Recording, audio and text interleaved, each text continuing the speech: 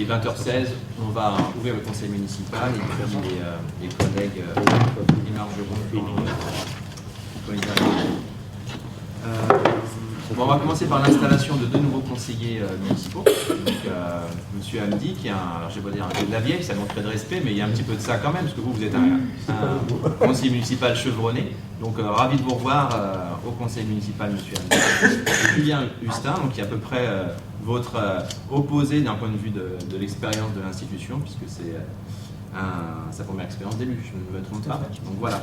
Donc très bien, bienvenue à tous les deux, et puis je vous ai inscrit au tableau du conseil municipal que j'enverrai à la préfecture dès demain, donc vous serez tout de suite dans le bain.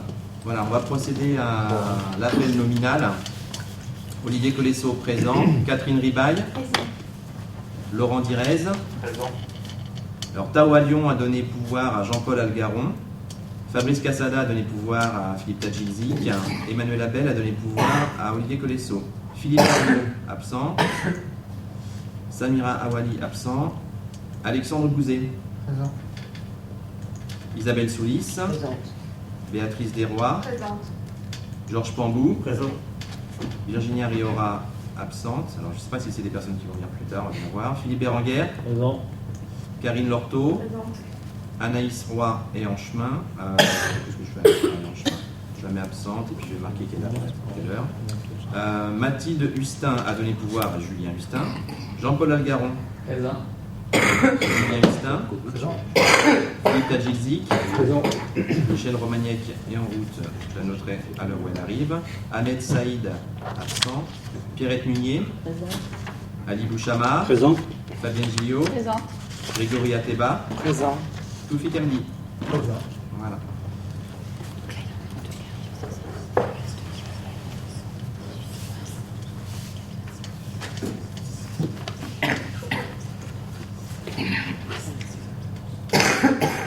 Présent. 1, 2, 3, 4, 21 votants. Ça, c'est à 20h16. On va désigner un secrétaire de séance. Je propose pour le baptiser que ce soit M. Hustin. Est-ce que quelqu'un serait contre? S'abstiendrait? Merci. Approbation des procès-verbaux. Il y a 2 procès-verbaux à approuver cette fois-ci, puisque nous n'avons pas pu faire la fois précédente. Y a-t-il des remarques sur les procès-verbaux qui seraient contre leur approbation? On va commencer par le premier, celui du 14 avril. Non, des abstentions? 5 abstentions.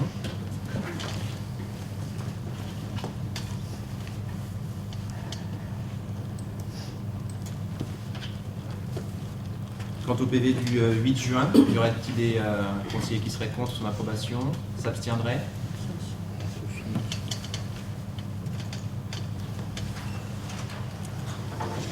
Merci. Alors Anaïs Roy arrive à 20h du village. Bonsoir.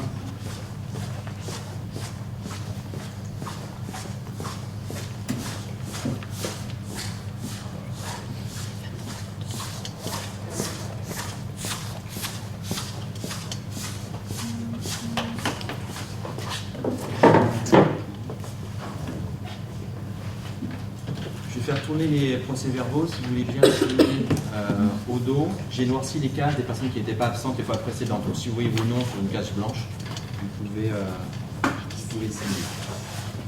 On va attaquer l'ordre du jour, si vous le voulez bien. On commence par le premier point qui concerne... Alors, excusez-moi, vous avez trouvé sur table une délibération qui n'était pas envoyée lors de la convocation. Donc, je vous propose de l'ajouter à l'ordre du jour. Qui serait contre cet ajout? Qui s'abstiendrait? Merci. Alors il s'agit d'une sortie auprès... Excusez-moi, vous êtes allé trop vite, on pense à autre chose, excusez-nous. Je vous demande de parler un tout petit peu plus fort, s'il vous plaît.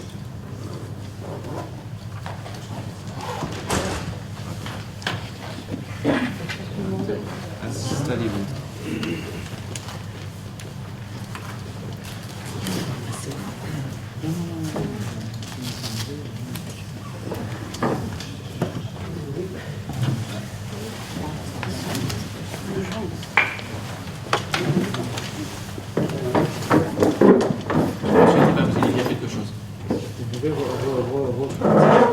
pouvez reprendre, du coup, s'il vous plaît, depuis le début, ce que vous êtes en train de dire sur ce sujet-là, s'il vous plaît. Oui, voilà. Donc, vous avez trouvé sur table un projet de délibération qui n'était pas à la convention, à la convocation, excusez-moi, mais qu'on n'a pas pu finaliser que ces derniers jours. Il s'agit d'une proposition de sortie au ski qui est portée par Magny-le-Hongre et qui se proposait d'en faire bénéficier les jeunes du QJ, du plage de Chanteloup-en-Joux. Voilà. Donc, cette convocation n'a pas été envoyée dans les temps, c'est un peu une convocation sur table. Donc, je vous demande si vous y êtes d'accord, si vous êtes d'accord, d'ajouter cette délibération à l'ordre du jour. Donc, qui serait contre l'ajout de cette délibération? Bien, qui serait pour, donc tous les autres. Alors, quelques détails sur cette sortie. Oui, Madame Avant Munier. de commencer, est-ce que je peux vous signaler quelque chose? Oui. Toutes vos délibérations, toutes portent comme lieu la salle Madeleine Bernier. Donc il faudrait mettre salle Vendôme Bernier. Oui, de toute façon, ce sont des projets de délibération, elles n'ont même pas de numéro, vous avez bien vu. Donc on mettra bien évidemment le... La salle Vendôme Bernier. Merci. Non, non, c'est moi qui vous remercie. Hop là. Donc quelques détails sur la sortie au ski. Donc c'est du 20 février au 24 février. Ça comprend les petits déjeuners et le dîner, pour le premier jour et le deuxième. Ça se passe à Chalet de la Grande Ourse, donc dans le 74. C'est un forfait de ski alpin de 5 demi-journées, avec 5 séances de ski alpin encadrées par un moniteur de l'ESF, avec un moniteur pour 12 enfants maximal. Nous proposons d'envoyer max 12 enfants à ce séjour de ski. Le matériel est fourni. Il y a aussi une sortie en raquette et une sortie à la patinoire de Morzine. Voilà. Donc, ce qui est proposé, c'est que la commune de Chanteloup-en-Brie participe de deux manières à cette sortie. La première, c'est en contribuant en numéraire au coût de la sortie, soit 3 000 € pour 12 enfants, et aussi en contribuant par l'envoi de 2 encadrants pour prendre en charge nos enfants. Voilà. Donc, qui serait contre ce tarif et la mise en place de ce séjour en partenariat avec Magny-le-Hongre? 5. Qui s'abstiendrait? Merci.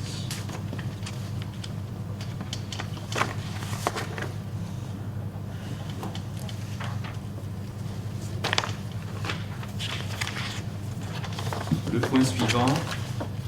Autorisation donnée au maire de signer avec la société Jardin des Merveilles la convention d'exploitation de la crèche Les Crayons de couleur.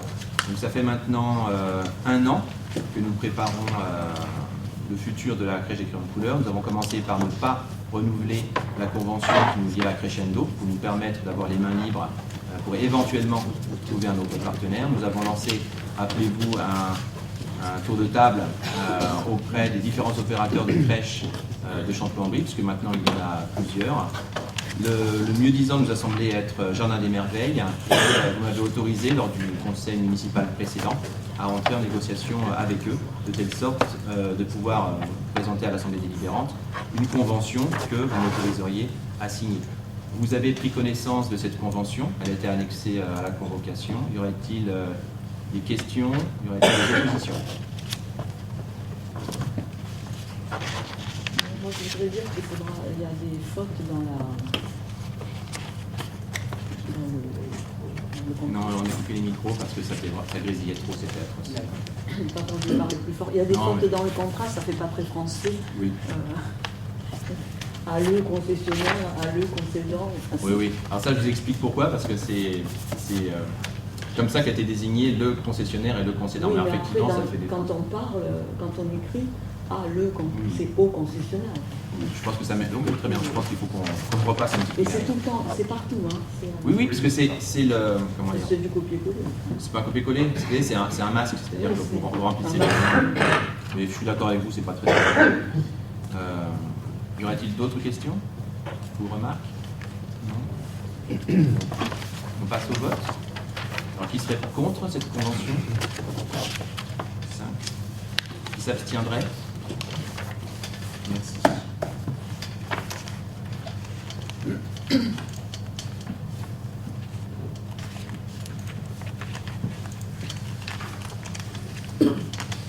Point suivant. Alors on attaque deux délibérations d'urbanisme. En fait, c'est des délibérations qui auraient dû passer il y a longtemps au conseil municipal. La première concerne le transfert au domaine public de la commune de parcelles d'Epamarne. Alors ce sont des parcelles qui sont déjà en gestion par la commune, mais là il s'agit de prendre acte officiellement du transfert de propriété. Voilà. Donc vous avez vu sur le parcellaire qui a été annexé à la convocation, il s'agit essentiellement des voiries qui sont du côté de l'avenue Michel Saint-Fiacre, de Loré-du-Bois. Alors vous avez peut-être remarqué quelque chose d'intéressant. Généralement, comme ça, lorsque les parcelles sont rétrocédées, elles le sont à l'euro symbolique. Or, Epamarne s'est fait un petit peu attraper ces dernières années en transférant des parcelles à 1 euro, qui après étaient revendues pour y construire des choses. Et il se trouve qu'il y a un petit morceau de ce qui nous a été rétrocédé, pour lequel Epamarne voit une valeur pécuniaire. Ils le font maintenant systématiquement dans toute leur rétrocession, fait une évaluation et ils nous autorisent à faire ce que l'on veut de cette parcelle, sauf bien sûr y construire quelque chose, auquel cas on pourrait le faire bien évidemment, mais les conditions de transfert seraient à revoir. Ils ont évalué à 216 000 euros voilà, la parcelle B 1063. Alors la parcelle 1063, je ne sais pas si vous la voyez, si vous la situez bien, c'est le rectangle qui est à Loré-du-Bois, le long de l'avenue Michel Saint-Fiacre. Et c'est là qu'on va faire un verger dans le cadre d'un programme chantier touristique. Voilà. Donc, qui serait donc pour le reste oui, bien sûr. Je voudrais préciser évidemment que ce transfert se fait à l'euro symbolique, mais néanmoins il y aurait des conséquences budgétaires à prendre en compte. Donc je pense qu'on fera des inscriptions au budget 2023 parce que ça rentre à la couche de la collectivité, la valeur au prix, à la valeur vénale. Voilà, donc c'est une précision que je veux faire parce qu'il arrive assez fréquemment que des communes reçoivent acquièrent à l'euro symbolique des biens, et ça ne se traduit pas nécessairement par un schéma comptable. Donc là, c'est quelque chose impérativement à faire, donc on fera l'inscription au budget 2023. Pour ça, et également pour la parcelle du cimetière qui avait été évaluée à 17 ou 18 000 euros. C'est pour ça que quand on récupère les salles de rétrocession, il faut absolument que les Epamarne mettent tout en état. Il ne faut surtout pas les prendre s'il y a des trous, s'il y a des machins sur les routes, sur les machins. Il faut et c'est pour ça que des fois ça a traîné, parce que nous on trouvait que c'était pas en état. On traînait évidemment pour faire les réparations. Non mais je suis d'accord avec vous, effectivement. C'est vrai que le fait. Alors c'est vrai, vous avez raison, le fait qu'il n'y ait pas marne quand même, jusqu'à il y a encore quelques années, était vraiment très lent dans l'administration de ces biens. Bon, là, ils sont en train de mettre un petit peu d'ordre dans la maison, il faut le reconnaître. Et ensuite, je complète juste ce que vient de me dire M. Pambou. Il y a cette parcelle effectivement qui va rentrer dans le patrimoine de la commune, donc il faudra, il y a des écritures comptables à faire, mais également la parcelle du cimetière qui, de mémoire, avait été évaluée à 17 ou 18 000 euros. Donc ça fera l'objet de la même conseil. Est-ce qu'on a voté sur cette délibération? Je ne crois pas. Qui serait contre ce transfert à l'euro symbolique des parcelles Non. S'abstiendrait?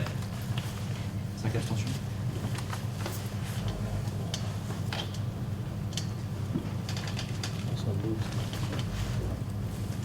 On s'abstient parce que justement, il n'y a pas de PV comme quoi... Alors, c'est des parcelles qui étaient en gestion communale depuis déjà longtemps, qui étaient déjà passées en gestion. C'est pas comme si on était, vous savez, dans la ZAC du chêne Saint-Fiacre, sur les nouveaux lots. Là, effectivement, ils sont censés nous rendre, avant la mise en gestion des parcelles impeccables.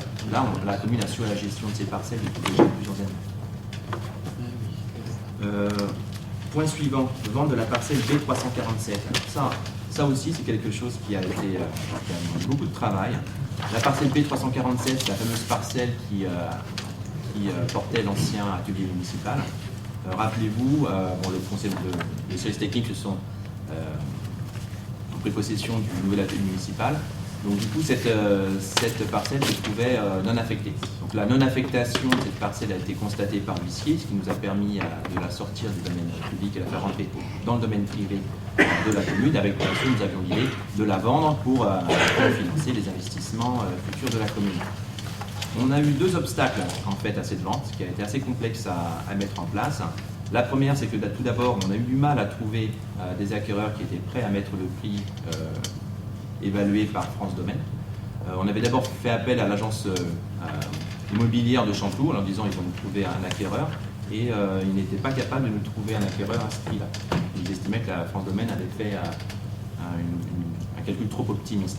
Et le deuxième obstacle, c'est un problème juridique qui avait à propos soulevé à Mme Mullier en commission d'urbanisme. C'est qu'en fait, pour pouvoir vendre cette parcelle, il fallait que la vente soit conforme au cahier des charges de lotissement de la Grandoire, puisque cette parcelle, bien que municipale, a été octroyée à la commune en même temps que les différents lots étaient vendus pour y construire des logements. Alors il y avait 2 obstacles. Le premier, c'était le règlement du lotissement, qui stipulait qu'on ne pouvait pas diviser, changer d'affectation, etc. Le règlement est tombé mécaniquement par les lois qui sont passées depuis. En revanche, le cahier des charges, lui, persiste. Et le cahier des charges, il n'y a pas de caducité. Le temps ne fait pas son effet sur les cahiers des charges. Donc il a fallu absolument trouver un acquéreur et réaliser une vente dans le respect du cahier des charges. Or, ce cahier des charges disait qu'il n'était pas possible de changer d'affectation. Or, pour tirer un bon parti de cette parcelle, il fallait changer son affectation d'un lieu d'entreposage en fait à de l'habitation, puisque c'est comme ça qu'on valorise le mieux le foncier. Il n'était pas possible non plus de diviser. Or, diviser, c'est ce qui permet encore de valoriser plus la parcelle. Et il fallait l'autorisation du lotisseur. Alors, ce qui nous a quand même un petit peu sauvé, c'est que le lotisseur, ça aurait pu être un lotisseur, parce que c'est un lotissement qui date qui a 30 ans, ça aurait pu être un lotisseur qui aurait fait une opération il y a 30 ans et puis qu'on n'aurait plus jamais retrouvé. Là, on aurait été coincé. Mais là, en l'espèce, le lotisseur, c'est Epamarne. Donc, alors Epamarne, moi, la première fois que j'ai saisi directement en fait le service juridique, il n'était pas très chaud ni empressé de nous faire l'autorisation d'aménagement. Ils n'avaient pas voulu jusque-là. Pardon ? Ils n'avaient pas voulu jusque-là. Oui, et je pense qu'ils étaient à peu près encore assez sur cette ligne.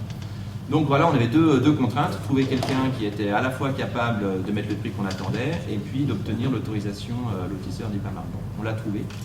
Et bon, j'ai eu une série de déjeuners avec les cadres d'Epamarne aussi pour arriver à ce résultat. Donc voilà, là on est en situation de le vendre, enfin de vendre cette parcelle et de la vendre au prix évalué par France Domaine, ce qui était pour nous un préalable. Alors on n'est jamais tenu de vendre à l'évaluation faite par France Domaine. Mais quand on ne vend pas au prix, il faut être capable de le justifier. Alors là, c'est quand même très compliqué, et puis je trouve que politiquement c'est une posture qui est assez délicate. Donc voilà, on a trouvé l'acquéreur. Alors vous avez dans la convocation, j'ai mis l'autorisation de lotisseur d'Epamarne. J'ai mis aussi, oui, parce qu'Epamarne doit approuver un pré-projet architectural.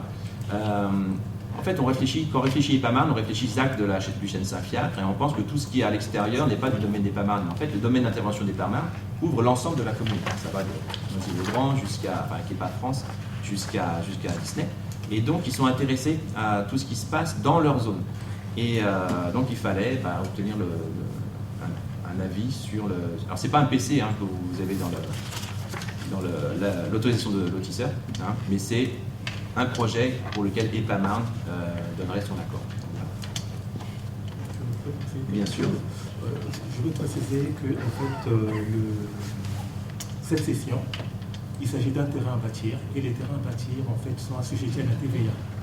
Donc, ça fera l'objet, comme indiqué, une inscription au budget de 2023. Voilà.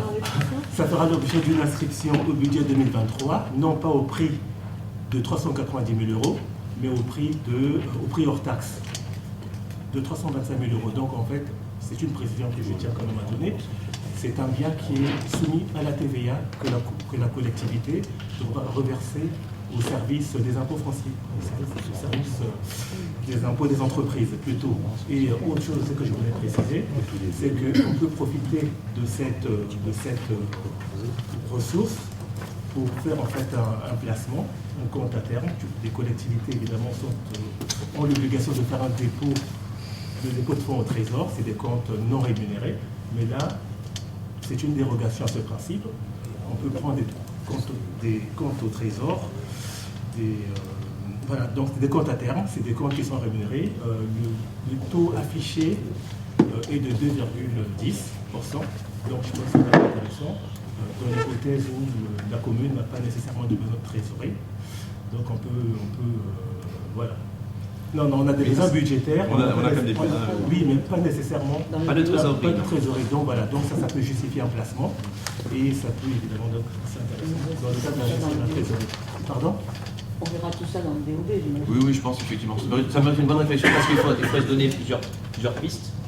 Et puis, mais en tout cas, c'est intéressant de comprendre ce mécanisme. Comme ça, le jour du DOB, on aura tous les éléments de réflexion. Donc voilà, qui serait contre donc, la cession de cette parcelle c'était pas Moi, je voudrais revenir sur ça parce que c'est très intéressant. Mais ce que fait l'État, là, lever certaines contraintes, moi je ne les ai plus. Ils ont la possibilité que dans le morcellement. Dans les autres articles, ce n'est pas marqué. Donc ils ont mis aussi pour modifier la destination. Oui. Dans l'article sur la destination, il n'y a pas que l'État peut... c'est pas comme ça que nous et le service juridique des PAMA avons lu le cahier des charges. Moi, c'est vraiment que... C'est écrit que pour la division. C'est pas comme ça qu'on a... Enfin, moi, j'ai lu là, je peux vous les lire. Hein, oui, non, mais on l'a. Je les ai, puisque je suis concernée. Ensuite, donc ça... Sinon, après, pour des modifications mineures, il faut que les 40 propriétaires signent. Alors ça, on l'a pas vu dans le cahier des charges. Ah ben ça, c'est écrit noir sur blanc. Oui. Non, C'est l'article 4. Oui, mineur. Mais là, on parle pas de modification mineure. C'est majeur. C'est majeur, donc c'est pas du tout... Enfin, en tout cas, et dans tous les cas, nous, les élus de l'opposition, on va faire un courrier au directeur de l'EPAMARM pour lui demander que ce qui fait pour le lot de la ville soit valable pour tous les propriétaires du lotissement. Mais vous avez remarqué que c'est comme ça que ça a été tourné? Et vous avez vu le courrier? Que chaque propriétaire reçoive un courrier qui puisse se mettre dans son règlement pour le jour vivant où que le notaire soit informé. Et j'espère que vous allez soutenir notre démarche. J'ai fait plus que soutenir, puisque relisez l'autorisation de lotisseur, il n'y a pas référence à la parcelle B347. Ça fait référence au lotissement de la Gondoire. Bien sûr, l'idée c'est de pouvoir faire bénéficier tous les propriétaires du lotissement. Est-ce qu'ils ont délibéré les PAMARM? Parce qu'il faut qu'ils délibèrent pour ça. Alors ils délibéreront peut-être, je ne sais pas. En tout cas, on a l'autorisation. Non, mais attendez, je ne suis pas les PAMARM. Sinon, c'est pas valable. Moi, je demande. Alors ça, la validité des décisions des PAMARM, c'est pas ici qu'on va. Non, mais on aurait dû l'avoir. Non, parce qu'il n'y a pas eu de délibération des PAMARM sur ce sujet. S'il faut une délibération, ce monsieur-là s'en va, ils vont vous dire, oh, mais c'est lui qui avait signé. Non, Madame Munier, la personne qui signe a tout à fait autorité pour signer. Donc voilà. Ensuite, sur ça, il n'y a pas eu de publicité de la vente de ce terrain. Il y a peut-être d'autres personnes. C'est pas encore vendu. C'est pas encore vendu. C'est pas vendu. Vous voulez publier quoi, une annonce pour dire qu'on allait une pancarte ou quelque chose que ce on est passé par l'agence immobilière de Chanteloup-en-Brie. On a reçu 5 ou 6 propositions déjà, essentiellement pour des entrepreneurs. Et une personne qui voulait acheter la parcelle dans son entièreté pour y construire un logement, mais qui n'était pas prêt à mettre les 390 000 € demandés par France. Et ensuite, je suis allée chercher la SCCV, la Terre Forte. Déjà, pour s'appeler Terre Forte, c'est récent. Ah oui, c'est récent, absolument. Et je ne l'ai pas trouvé à 10. D'ailleurs, sur la Délie, il n'y a pas la ville. Hein. C'est à Fontainebleau, allée de Fontainebleau, mais il n'y a pas la ville. Hein. C'est Paris. Parce qu'après, le monsieur, j'ai vu son courrier, c'est Paris. Mais je ne l'ai pas trouvé au 10. C'est une SCCV qui a été montée spécialement pour cette opération. Donc d'autres personnes auraient pu le faire. L'autre personne, oui, j'aurais été ravi que vous nous présentiez un acquéreur à ce prix-là, il n'y a pas de problème. Je n'ai pas eu une publication, une publicité pour ce terrain. On est d'abord passé par l'agence immobilière, parce que ça nous paraissait le plus simple. En fait, pour vous dire la vérité, on aurait bien aimé ne pas passer autant de temps sur ce sujet.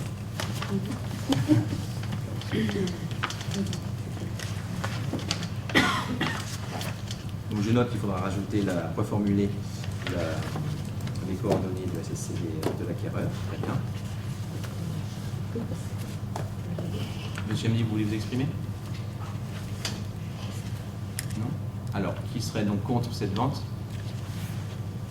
5 contre. Qui s'abstiendrait? Merci.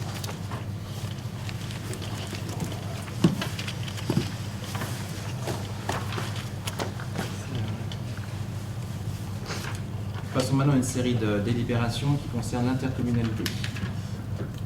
Alors, le CRTE, vous vous souvenez peut-être que le CRTE, c'est un dispositif qui a été mis en place de mémoire en décembre 2021, qui au début devait être un peu le guichet unique pour les demandes de subventions d'État faites par les communes, qui auraient été centralisées par les agglomérations. Finalement, c'est plus devenu un registre des intentions, des actions voulues programmées ou anticipées par les communes, qui restent quand même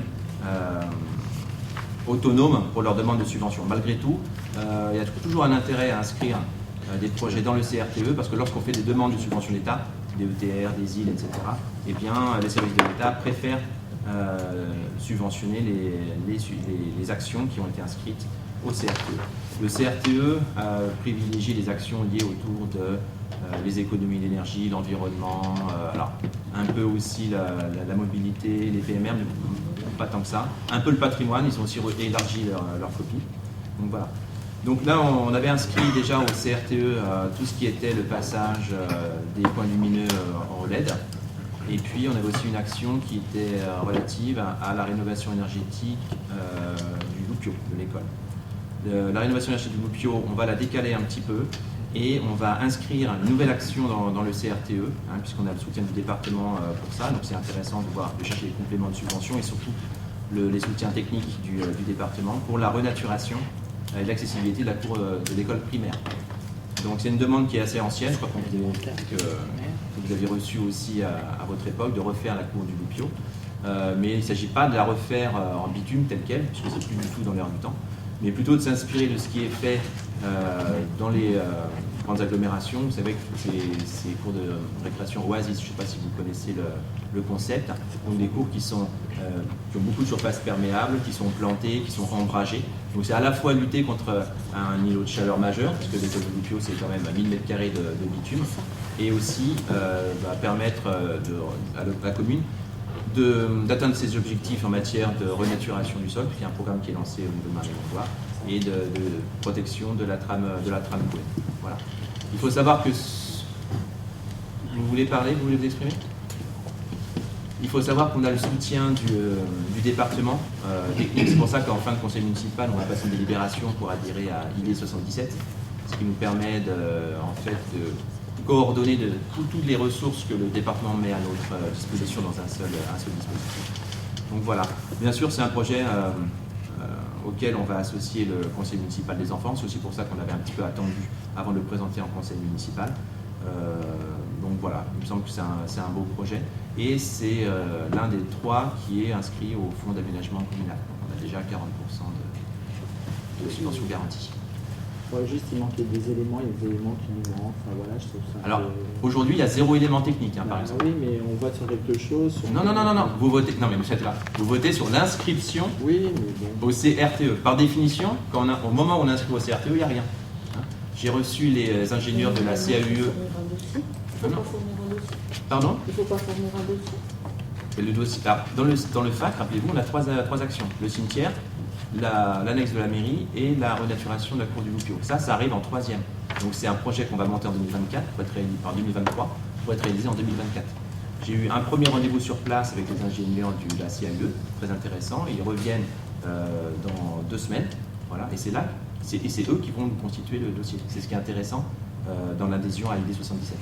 Mais s'il y avait dans 15 jours, ça aurait été intéressant à la rigueur qu'on mette ça sur la prochaine. Non, parce que M. Ateba, c'est une demande de Marne-et-Gondoire de délibérer aujourd'hui, parce que c'est avant décembre qu'il faut inscrire les actions au CRTE.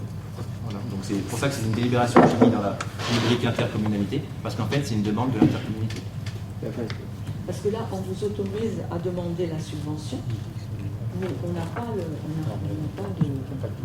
Alors la subvention, on l'a déjà, on a déjà une partie, puisque c'est dans le cadre du fonds d'aménagement communal, d'accord. D'accord. Et en 2023, on demandera vraisemblablement une subvention dans le cadre du CAR si on arrive à mettre en place le dossier. Non, mais c'est bien hein, de demander. Mais je veux dire, c'est que d'habitude, avec la demande de subvention, il y a un dossier. Là, aujourd'hui, quand on demandera Attendez, le CRTE, on les a jamais, les là, je dossiers. comprends, là je vois où est votre confusion. Le CRTE, c'est pas une subvention. Hein. Le CRTE, c'est une fois qu'on est inscrit au CRTE, on fait des demandes de subvention au DETR, à la DESIL. À cette occasion, je vous demande l'autorisation de faire ces demandes de subvention, et là vous aurez un dossier technique, vous comprenez. Aujourd'hui, c'est juste l'inscription avant décembre de cette action au CRTE. Il n'y a pas de dossier technique, il n'y a pas de subvention demandée encore. Il faut une étude préliminaire, un devis au moins, sur lequel, c'est-à-dire vous pouviez les appeler pour les valider. Ça, ce sera au moment où la CAUE nous aura fait, parce qu'ils font office de maîtrise d'œuvre en quelque sorte. Ce ne sont pas des vraies maîtrises d'œuvre, ils n'ont pas le droit, mais ils montrent tout le technique de maîtrise d'œuvre pour après nous-mêmes porter le projet ou le faire porter. Donc ça vient après. Aujourd'hui, l'idée de cette délibération, c'est l'inscription au CRTE de Marne-et-Gondoire. Et si on ne le fait pas maintenant, il faudra le faire dans 1 an. Donc c'est Marne-et-Gondoire qui nous prenne de le faire maintenant. Ok, dernier petit point, je me permets. C'est une école élémentaire, pas une école primaire. D'accord. Parce que J'ai repris la libellée de l'action. Parce que je pense qu'il y a plus de... Si vous mettez une école primaire, c'est-à-dire que vous avez des maternelles et des élémentaires, vous aurez peut-être une subvention un peu plus conséquente du coup. Non, ça ne concerne que le Loupio.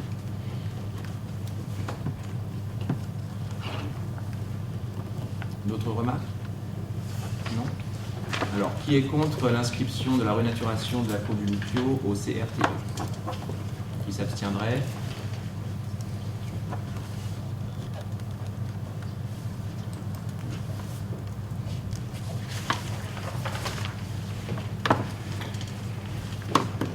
Toujours dans le cadre de l'intercommunalité, l'approbation de la modification des statuts de la communauté d'agglomération de Marne-et-Gondoire.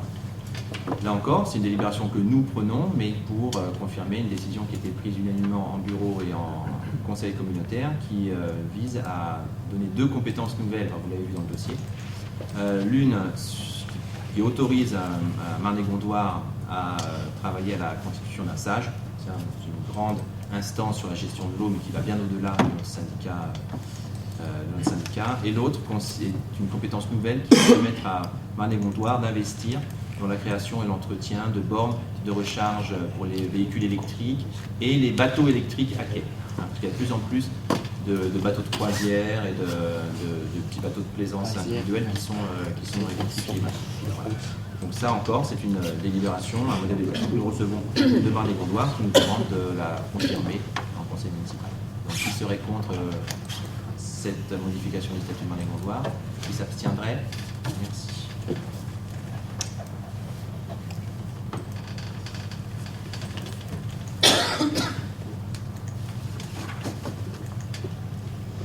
Troisième délibération, toujours dans le cadre des...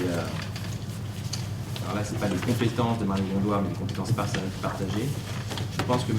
Pambou interviendra. Je présente quand même le contexte. Bon, la taxe d'aménagement, on sait tous ce que c'est, mais peut-être que nos auditeurs ne le savent pas tous. Donc c'est la taxe qui est payée en gros pour les constructions. Chanteloup n'est pas un grand percepteur de taxes d'aménagement, bien qu'il y ait beaucoup de construction, parce que l'essentiel de ce qui est construit à Chanteloup, c'est dans la ZAC des Bas-Marne, qui est exempté de taxes d'aménagement.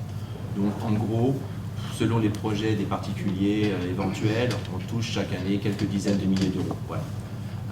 Malgré tout, bon, c'est de l'argent auquel on tient, et la loi récente a obligé les communes à partager le produit de ces taxes d'aménagement avec l'intercommunalité. C'est encore une ressource que nous pouvons perdre potentiellement. Alors, grand seigneur, Marne-et-Gondoire a accepté de faire un partage 0% pour eux, 100% pour nous. Bon, on en prend acte, je pense qu'on va tous voter pour. Maintenant, il y a quand même un petit point d'interrogation sur la légalité de tout ça. On va le faire, on va jouer notre chance jusqu'au bout, mais peut-être que Oui, tout à fait. Je veux dire, évidemment, ce n'est pas la seule intercommunalité à réagir de la sorte. La plupart des intercommunalités que j'ai eu à examiner, en fait, soit ne votent pas le partage, soit votent comme il nous a proposé de voter à 0%.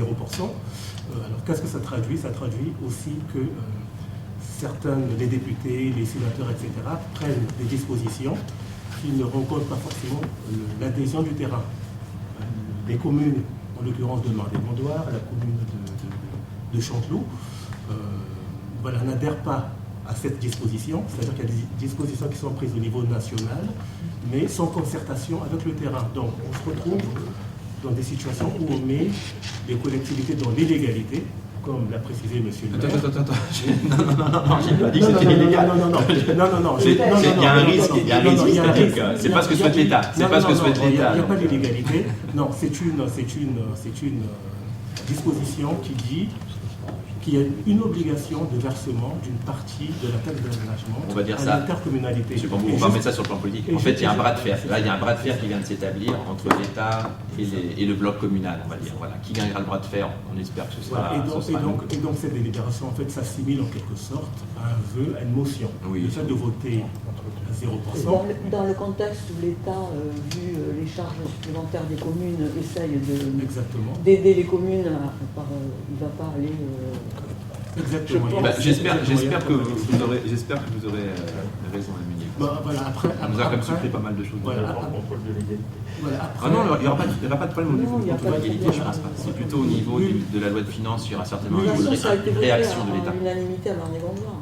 Voilà, il y aura une observation certainement de services. Où ça pose problème s'il y a une commune à Marne-et-Gondoire qui ne vote pas. Non. En fait, c'est pas ça moi qui m'inquiète, c'est plutôt les services de l'État, parce que c'est pas du tout ce que l'État souhaite. L'État voulait un partage. S'il ne l'a pas, il trouvera un autre moyen de l'avoir. C'est ça. C'est ça. Si c'est vous qui menez la chose. Non, mais après, ce qui peut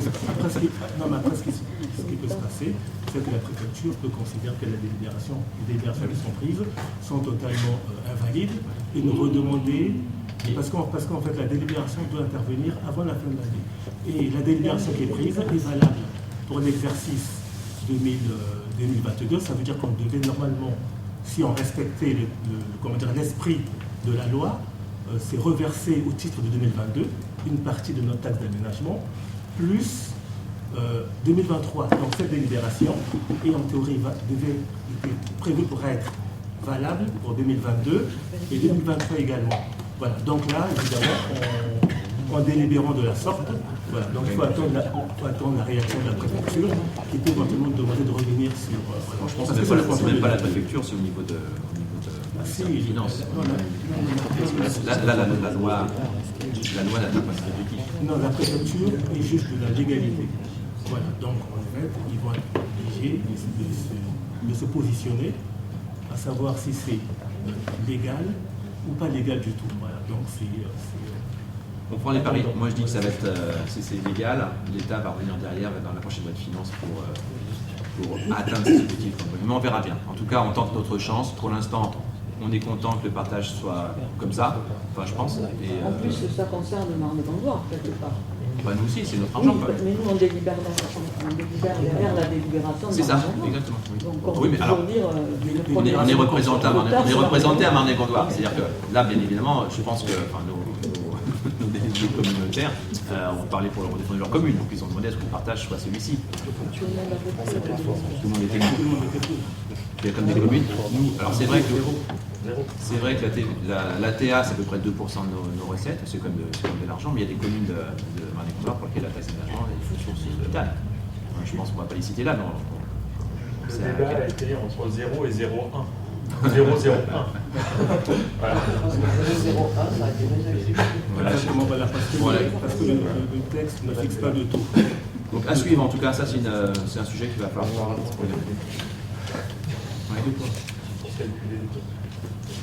Oui, normalement, il fallait faire les charges.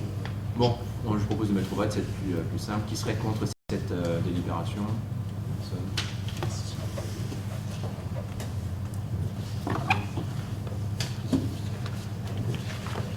Hop là. Alors, modification du tableau des emplois.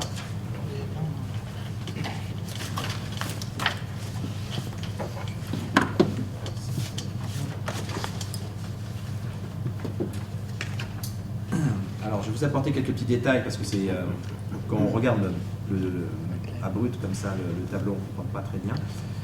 Il s'agit essentiellement d'avancement de grade. Donc, quand les agents, dans le cadre de leur carrière, changent de grade, ils tombent sur un poste qui n'existe pas forcément au tableau des emplois. Donc, il faut le créer. C'est par exemple le cas sur la première ligne. Vous voyez, adjoint administratif principal de 2e classe. Vous voyez +2 parce qu'il y a 2 agents qui, dans le cadre de leur progression de carrière, vont aller dans ce grade qui n'existait pas, donc on les crée. Lorsqu'ils auront été nommés dans ce grade-là, au prochain vote sur le tableau d'emploi, on supprimera les 2 postes qui correspondaient à leur grade précédent. Donc c'est un jeu à somme nulle. Ce n'est pas 2 emplois supplémentaires que l'on crée, mais c'est pour permettre à ces agents de trouver à chaque fois dans le tableau d'emploi la case qui correspond à leur qualification. La 2e ligne, adjoint administratif principal de 1re classe, c'est la même chose. Adjoint technique à temps complet, en revanche, ça c'est un recrutement. Ensuite, adjoint technique principal, 1re classe, c'est un avancement de grade. Et agent de maîtrise, c'est dans le cadre d'une promotion interne. Chanteloup, on a voté ici les lignes directrices de gestion, donc il y a le document qui encadre maintenant de manière objective, on va dire, la progression de carrière des agents et également donc la possibilité de promotion interne. Un agent était éligible à la promotion interne, elle a été présentée et a obtenu sa promotion. Donc il faut lui créer son cadre, enfin son poste qui correspond à son grade. Et enfin, adjoint d'animation principale, c'est aussi un avancement de grade.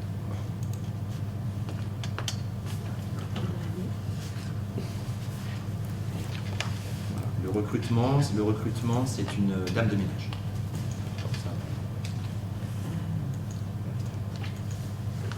S'il y a des changements de grade, Excusez-moi. il y a des changements de grade, il devrait y avoir des mois. Oui, mais au prochain, on ne peut pas, aujourd'hui, on n'a pas encore voté la modification du tableau de l'emploi. Donc on ne peut pas supprimer leur poste. Sinon, entre maintenant et demain, ils n'ont pas de poste. Donc là, on crée les prochains postes, on les met dans les nouveaux, et au prochain tableau des emplois, on supprimera leurs anciens.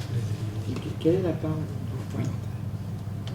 Du coup, la part de nos titulaires dans la collectivité, de combien par rapport aux contractuels? Alors ça, c'est une question que j'ai déjà posée, que vous avez posée la dernière fois en conseil municipal au sujet des agents d'animation, il me semble. Et on vous a répondu par email. Je préfère sur les questions que vous les écriviez, parce que moi, Vous m'avez répondu. j'ai pas appris par cœur. Globalement, en pourcentage. Je suis incapable de vous répondre. Je vous répondrai par email si vous souhaitez. Vous avez le droit de poser des questions. Et la n'oubliez pas. dernière ligne, Monsieur Colesso, Oui. pourquoi on a de 1, on passe à 1 et ça fait une différence de +1? Alors, Animateur principal. oui, parce qu'on passe de 0 à 1, donc ça Non. fait plus Non, 1. on passe de 1 à 1, ça fait +1. Je comprends pas La dernière ligne, adjoint d'animation principale de 1re classe. Non, Animateur animateur principal. principal, 1re classe. On est de 1, on passe à 1, ça fait +1. Il y a une erreur La là. page du dessous. Ah oui, pardon. Il y a une excusez-moi. erreur là, je pense. Alors, 1 à 1 plus 1, je ne sais pas. Bah, logiquement, ça devrait être +2. Enfin, c'est de 0 à 1 et +1. Ou de 2, on passe à 1, ça fait +2. Enfin, il y a une erreur en tout cas. Oui, là, il y a une erreur. effectivement. Non, non. Mhm.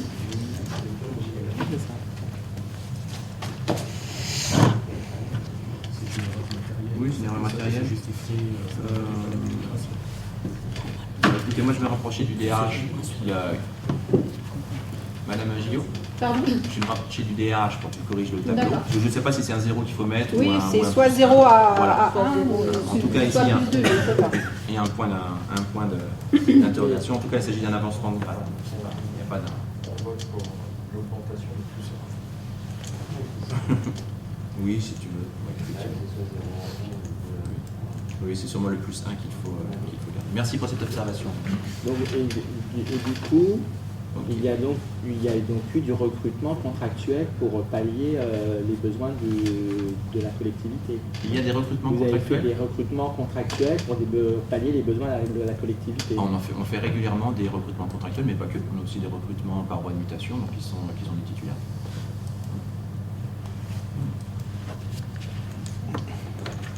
Très bien. Qui est contre ce tableau des emplois mis à jour?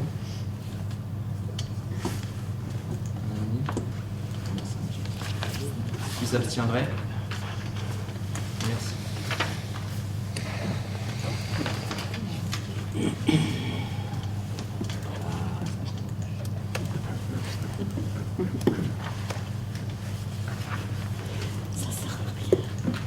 Point de RH suivant. Création d'un poste de directeur général des services. Donc Chanteloup a longtemps eu un directeur général des services. On s'en est passé depuis 1 an et demi désormais. Et il est temps maintenant de recréer ce poste. Et donc pour ce faire, il faut, alors comme on n'est pas dans le même cadre juridique que les tableaux des emplois. Le DGS, c'est un poste particulier, donc il faut une délibération du conseil municipal pour créer cet emploi fonctionnel nouveau. Voilà. Une délibération portant création d'un emploi fonctionnel de directeur général des services d'une commune entre 2000 et 1000 habitants. Donc c'est un poste qui sera à pourvoir vers le mois de mars-avril, qui fera l'objet d'une annonce pour recherche de DGS. Monsieur Hamdi. Oui, moi j'ai une question. Ce poste existait sur l'ancien mandat. Et la question, c'est pourquoi il a été enlevé et pourquoi on le remet aujourd'hui. Alors, il a été enlevé parce que vous savez que le DGS, c'est un poste qui est... Oui. Je ne vais pas vous le décrire. Il est autant administratif que plein d'aspects. Donc moi, j'ai souhaité, en bonne entente, ne pas conserver le poste de DGS lorsque c'était possible. D'abord parce que c'était une économie très importante pour la commune. C'était un salaire très élevé. Et qu'en attendant, un DGS, ça ne se recrute pas non plus comme ça. Donc oui, nous avons fonctionné sans DGS pendant 1 an et demi.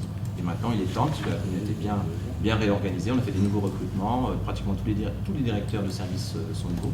Voilà, donc il est temps de reprendre un directeur général des services. Je comprends la logique de le prendre ou de l'avoir enlevé, même si effectivement la personne elle est liée. Je ne mets pas en cause des personnes. Hein. Donc, les DGS, en fait, il faut faire simple, quand il y a une alternance politique, on ne garde pas les DGS. C'est clair.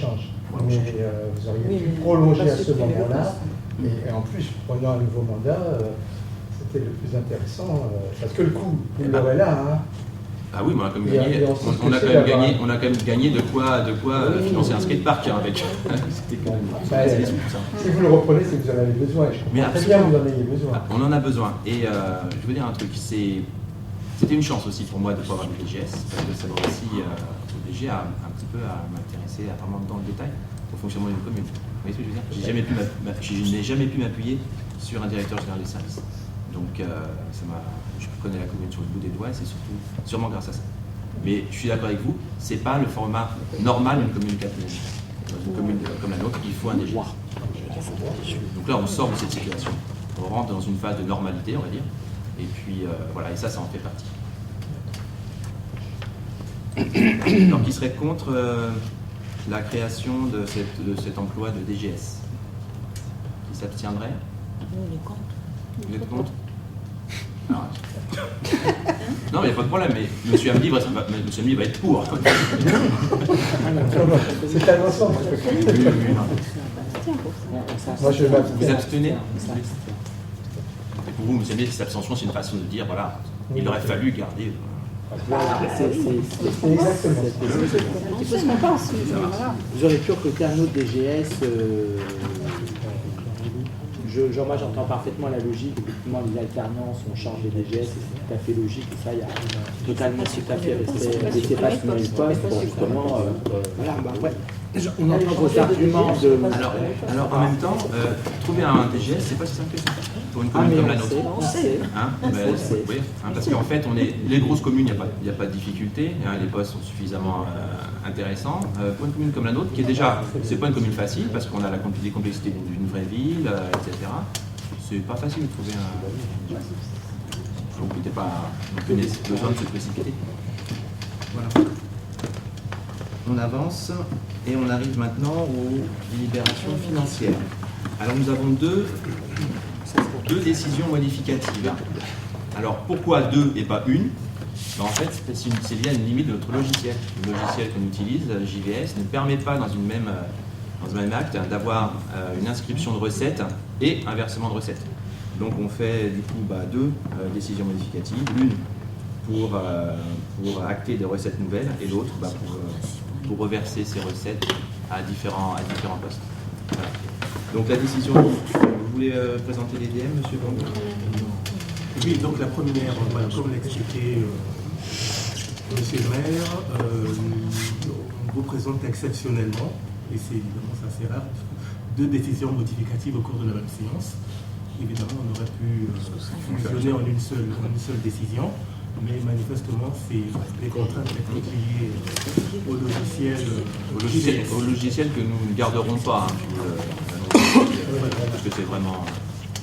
Voilà, donc la première décision modificative a pour objet donc d'inscrire en fait une notification de subvention du département dans le cadre du fonds d'aménagement. Oui, c'est la première notification de subvention, celle pour le cimetière.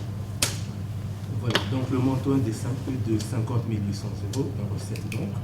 Alors, il y a le principe, comme vous le savez, d'équilibre. Pour cela, on a inscrit une dépense d'investissement au chapitre 21 et par ailleurs, on a abondé le chapitre concernant les dépenses imprévues. Voilà, donc on arrive à une décision modificative équilibrée en recettes et en dépenses. Alors, la deuxième décision modificative, c'est la décision numéro 5 de l'année, qui a pour objet de faire des virements de certains chapitres, des chapitres 012 qui ont été en fait surévalués dans le budget primitif 012 et pour les transférer au chapitre 011, ce sont les charges à caractère général et notamment concernant l'entretien des terrains. Voilà, et par ailleurs, ça avait également pour objet d'inscrire des crédits pour passer des opérations d'ordre relatives aux amortissements qui également n'ont pas été suffisamment provisionnés lors du budget primitif. Et par ailleurs, concernant, il y a également, donc ça porte également sur certaines opérations et pas les chapitres. Ça a été évidemment... Je peux intervenir là-dessus. Vous vous souvenez qu'au budget 2022, sur la partie investissement, on a voté en opération. Ça permettait, selon nous, d'avoir une présentation plus claire, parce que ça permettait de voir en fait quelle somme on allouait aux différentes opérations d'investissement de l'année. La difficulté avec ça, c'est qu'en fait, lorsqu'on ne calcule pas suffisamment large les opérations, eh bien en fait, on ne peut pas prendre d'une opération sur l'autre. Vous savez que comme on vote au chapitre, si les lignes ne sont pas parfaitement exécutées, c'est pas bien grave tant que le chapitre dans son ensemble reste cohérent avec ce qui a été évoqué, avec ce qui a été voté. En revanche, pour les opérations, on n'a pas cette marge de manœuvre. Et c'est vrai que Chanteloup n'a quand même pas beaucoup d'argent, donc quand on budgétise, au plus juste. Si on avait beaucoup de sous, on ferait comme les autres communes, on mettrait 2 fois ce dont on a besoin, puis on n'aurait jamais ce genre de difficulté. Donc c'est pourquoi en fin d'année, de toute façon, on a toujours une DM à faire pour faire notre atterrissage budgétaire. Mais cette année, elle est un peu plus complexe que les années précédentes du fait de ces opérations. Voilà. Alors il y a peut-être quelque chose qui vous interpelle, parce que c'est peu commun. C'est les recettes que l'on prend du chapitre 12, parce que le chapitre 12, pour ceux qui nous écoutent, c'est ce qui concerne la rémunération du personnel. Or, dès qu'on prend ses fonctions quelque part, le chapitre 12, le chapitre 12, or, bien en fait, on va dépenser moins cette année que ce qu'on avait budgété. Alors, il faut aussi être honnête, si on dépense moins, c'est pas seulement parce qu'on a mieux géré le personnel, mais c'est aussi parce qu'on fait face à des problèmes de recrutement qui sont très très sévères. Et que bien des fois, au cours de l'année, eh bien, il y a certains postes qui n'étaient tout simplement pas pourvus. Donc on finit l'année avec finalement des ressources supplémentaires qui avaient été normalement allouées à la rémunération du personnel, mais qui finalement ne seront pas dépensées. Donc on remet plutôt que de les laisser dormir, on les remet dans le circuit en fait, pour faire l'atterrissage budgétaire en remettant l'argent là où il est nécessaire pour terminer. C'est l'inverse de ce qui se passe dans beaucoup d'autres communes avec la revalorisation du point d'indice qui est intervenue au mois de juillet. Ah oui, mais c'est là. Mais ça, monsieur Bambou. Donc, beaucoup de communes sont retrouvées plutôt à devoir abonder parce que monsieur Bambou. Évidemment, parce que ça n'a pas été moi j'ai des collègues maires qui arrivaient au mois de juin-juillet disaient mais comment on va faire Attendez, on le savait depuis la loi de finances que la revalorisation, ça sera entre 1 et 3. Nous, on a mis 3 dans notre budget. On a eu raison. Il est vrai qu'on a anticipé. On a très bien anticipé. Enfin, c'est ce qu'on dit à chaque fois. Nous, on vote des budgets super pessimistes. On préfère avoir des bonnes nouvelles en cours d'année, comme là sur les recettes par exemple, que de partir en faisant des budgets un petit peu avec des lunettes roses et puis se retrouver bien embarrassé en fin d'année. Voilà, pour revenir sur le chapitre opération, évidemment, c'est assez intéressant en termes de lisibilité parce que chaque opération correspond en fait à un libellé d'opération. Donc en lecture, c'est assez intéressant, mais il est vrai que c'est quand même une contrainte quand il y a des mouvements à faire. Oui. Et c'est une contrainte pour nous, mais ça va encore, mais y compris pour les services. Parce que quand on fait des lettres de cadrage, quand on demande aux services ce que coûteront les différentes choses, eux n'ont pas forcément la connaissance fine en fait des postes budgétaires, et on se rend compte que c'est bien pour les travaux entre ceux qui sont exécutés complètement dans un exercice budgétaire et ceux qui sont à cheval sur des exercices, c'est pas le même chapitre. Donc du coup, il y a les chapitres qui se croisent avec les opérations qui font qu'on s'est retrouvé coincé en fait, à ne pas pouvoir faire tous les mouvements que l'on souhaitait. Parce que cette année, on a non seulement lancé les opérations, mais aussi créé les espaces budgétaires. Donc on a vraiment complexifié beaucoup le travail budgétaire. On va s'y faire au fur et à mesure que les années passent. On sera de plus en plus, de maîtrise là-dessus. Et on sera, je pense, capable de faire des très très bons budgets en début d'année. Mais c'est la première année finalement que les services doivent budgéter leurs dépenses. Avant, on était dans une sorte de pot commun, et puis ils se servaient, et puis en fin d'année, il n'y avait plus d'argent, il y en avait encore. Alors que là, maintenant, c'est service par service, et c'est assez exigeant. Donc, Les 20 000 euros, là, c'est pourquoi? Les 20 000 euros. Je suis toujours sur la carte. Sur le 21. Les plus 20 000, c'est ça? Dépenses au chapitre 21-35. Oui. Et bien ça, c'est les aménagements aussi, construction. Parce qu'il y a deux chapitres sur les constructions, ceux qui concernent les constructions sur une année, un exercice complet, et ceux qui sont à cheval. Alors je ne sais plus le 21 si c'est l'un ou l'autre. Ça concerne quel équipement? 20 000 euros. C'est pour payer quoi? Ça, c'est le numéro du chapitre. Oui, mais vous devez le savoir quand même, là où il manque de l'argent. Typiquement, vous voyez, par exemple, quand on a refait dans la salle frise en roche, d'accord, on a fait du terrassement, on a fait un petit chemin PMR derrière, et en même temps, on a demandé à l'entrepreneur, puisqu'il avait sa pelleteuse, de faire le fond de forme pour le terrain de pétanque. Voilà. Ça, on a reçu. C'est pas au 21-35. Non, mais attendez, c'est un exemple, vous demandez où ça. On a reçu une facture, sauf que c'est deux choses qui n'ont rien à voir. Donc on n'a pas été capable de mettre le fond de forme du terrain de pétanque sur les travaux de la salle frise en roche. Donc on a eu plein de petits éléments bloquants comme ça, qui font qu'on a dû remettre de l'argent dans les bons chapitres pour pouvoir payer les fournisseurs et puis terminer notre exercice. C'est vrai qu'en terrain, il y a plus 40 000. Oui, mais ça, c'est en fonctionnement. En fonctionnement. Justement, alors, terrain, c'est vraiment c'est la gestion. C'est pour tout, il y a beaucoup de choses. C'est pas que le terrain de sport. Non, du tout. On entend bien les terrains. Non, le terrain de sport, il coûte 8 ou 9 000 euros. C'est fonctionnement. En terrain, c'est un poste qui est très généreux. C'est l'entretien. Très bien. Vous avez bien des choses à ajouter sur voilà. Donc, nous allons mettre au vote les deux délibérations. Donc, la première qui concerne les recettes supplémentaires liées à la subvention. Donc, qui serait contre cette décision modificative numéro 4. 5 contre. On vote contre. 5.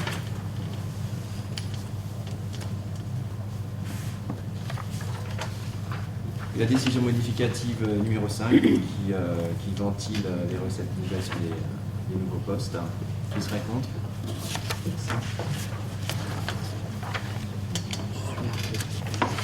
Merci. Alors, autorisation d'engager les dépenses d'investissement avant le vote du BP 2023. Donc ça, c'était partie des libérations classiques qui sont presque obligatoires. Donc l'exercice budgétaire s'est terminé le 31 décembre. Le budget n'est voté qu'au printemps de l'année suivante. Il y a donc 3 mois pendant lesquels, normalement, l'ordonnateur n'a pas le droit d'ordonner des dépenses. Pour pas que les collectivités s'arrêtent, il y a deux principes. Pour la partie fonctionnement, c'est de reprendre le BP précédent puis de l'exécuter dans les mêmes termes jusqu'au vote du budget suivant. Et pour les investissements, en revanche, c'est cadré d'une manière différente puisqu'il s'agit de de n'engager que 25% des dépenses d'investissement de l'année précédente. Mais pour ce faire, il faut quand même l'autorisation de l'Assemblée délibérante, puisque c'est elle qui a le pouvoir budgétaire. Et c'est donc l'objet de la délibération que nous vous présentons à présent. Donc vous avez le détail dans le tableau des crédits ouverts en investissement en 2022. Et sur la partie 2023, alors ce n'est pas l'année 2023, c'est jusqu'au vote du DP 2023, eh bien un quart des sommes des crédits ouverts cette année. On la vote tous les ans. Y a-t-il des questions? On passe au vote. Alors, qui serait contre cette délibération? Vous êtes contre? Oui, contre? Qui s'abstiendrait? Merci. Alors. Tarif du cimetière. Alors, vous l'avez peut-être remarqué, les travaux d'extension ont commencé cette semaine. Ils sont terminés quand j'ai un petit peu, je crois que c'est vers la fin de l'année. Donc, on va être en mesure de prendre de nouvelles concessions d'ici la fin de l'année, en tout cas début de l'année prochaine. C'est l'occasion aussi, Monsieur Lirez, dès que vous voulez intervenir sur le cimetière, parce que c'est une question que vous avez bien suivie, n'hésitez pas. Il y a des modes d'inhumation nouveaux qui vont être proposés, notamment les cavurnes, donc pour laquelle il faut un tarif supplémentaire. Et donc on en profite de cette occasion pour revoir les tarifs. Alors, M. Lirez a fait une étude avec les communes voisines, et puis les moyennes, etc., pour qu'on soit en ligne quand même avec ce qui se pratique dans les villes voisines. Et donc voilà le résultat de notre étude et les tarifs que nous vous proposons d'adopter pour les concessions columbarium et cavurnes du cimetière et de son extension. Y a-t-il des questions? Qui serait contre? Pardon, on était pas mal sous-côté par rapport aux communes. Pas assez cher? Pas sur tous les postes en fait. Ça dépendait. En fait, quand on regarde, c'est très variable. Alors il faut savoir, oui, ça c'est un point qui est peut-être intéressant. Quand M. Lirez a fait son étude, on a calculé une moyenne Marne-et-Gondoire, mais la moyenne Marne-et-Gondoire en fait est très tirée vers le bas parce qu'il y a des données qui datent de 2012 en fait, notamment Montélimar, qui est une grande commune, et dont les tarifs en fait sont de 2012. Ces tarifs sont de 2012 ou c'est notre document? Voilà, on n'est pas certain que ce soit les derniers tarifs. Donc je pense que là on est dans la moyenne de l'agglomération, ça nous paraît de bonne la loi. Mais on est peut-être effectivement, M. Arnaud a raison, peut-être un petit peu en dessous. On verra. Bon rattrapage. On reste malgré tout avec des tarifs qui sont quand même assez gros.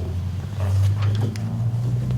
Qu'est-ce que tu appelles les tarifs? Par exemple, quand je vois les tarifs dans les opérations proches de Paris, des tarifs qui sont quand même beaucoup plus élevés.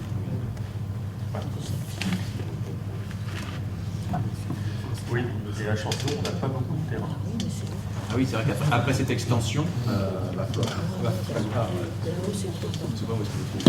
il faut une gestion optimisée.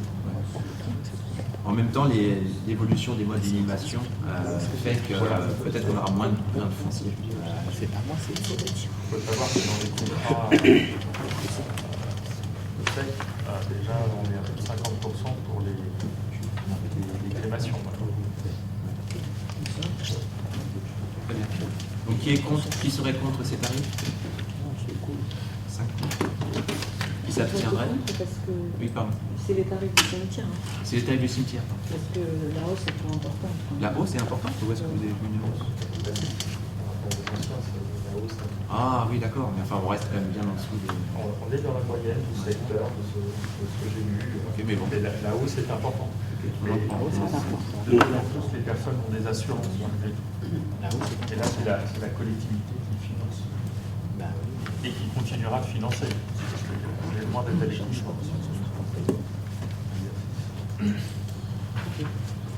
Je note que les 99 ans ont disparu. Tout simplement parce qu'on est sûr qu'en ayant des concessions à 99 ans, on ne pourra plus enterrer nos morts à un moment donné. Parce que c'est le régime pour relever les tombes, etc. est quand même très complexe. Et je ne crois pas que les concessions perpétuelles se fassent encore. Ouais, je crois même que c'est Très bien. Ensuite, tarif des petits encaissements. Alors, les tarifs des petits encaissements, on les avait votés en avril de mémoire. On les met à jour parce qu'on retire de la location les chaises, tables et vaisselle. Voilà. Alors, les chaises et les tables, pour quel. C'est-à-dire que c'est gratuit. C'est qu'on ne les loue pas. Et d'ailleurs, la salle Van Dongen, quand on va la louer désormais, on la louera sans vaisselle, sans chaise, sans table. On la loue nue et les gens apportent louent. On peut tout louer maintenant, c'est très facile. Or, on se rendait compte que un des grands obstacles à la location de cette salle, parce que les demandes sont très, très importantes, c'était de faire les inventaires, les états des lieux, etc. Et vous voyez bien, regardez, là on est sur des tables de camping, il reste quelques-unes au fond, à peine quelques chaises, et on en casse énormément. On en perd énormément aussi. Donc on a décidé de ne plus les louer, ni vaisselle, ni table, ni chaises. Et d'ailleurs, on a fait une location comme ça récemment, et ça a bien fonctionné, c'était pour un mariage, les gens venaient. Donc on est bien sur le principe qu'il y a quand même la ville, moi je trouve que la ville prête des chaises, des tables, c'est hyper louable, c'est très louable pour les gens qui veulent louer ça, ils n'ont pas spécialement les moyens qui mettent un petit budget, donc la location des prêts de chaises et de tables, c'est quand même quelque chose de bien. Je ne conteste pas ce que vous dites, hein, mais on se rend compte du coup qu'il y a des dégradations qui sont quand même... c'est un peu désolant quand même, de voir que on prête et il y a la dégradation derrière. Alors, même si on loue, il y a la dégradation derrière. Oui, alors attention, la dégradation c'est un élément dans la réflexion, c'est pas l'élément principal, faut pas non plus trop noircir le tableau, mais c'est une complexité supplémentaire à la location de la salle dont on veut se débarrasser. Parce qu'en fait, vous voyez, quand on loue, avec la vaisselle et tout, il faut que quelqu'un vienne compter les assiettes, c'est un travail de dingue. Et c'est pour ça qu'on la loue pas en fait.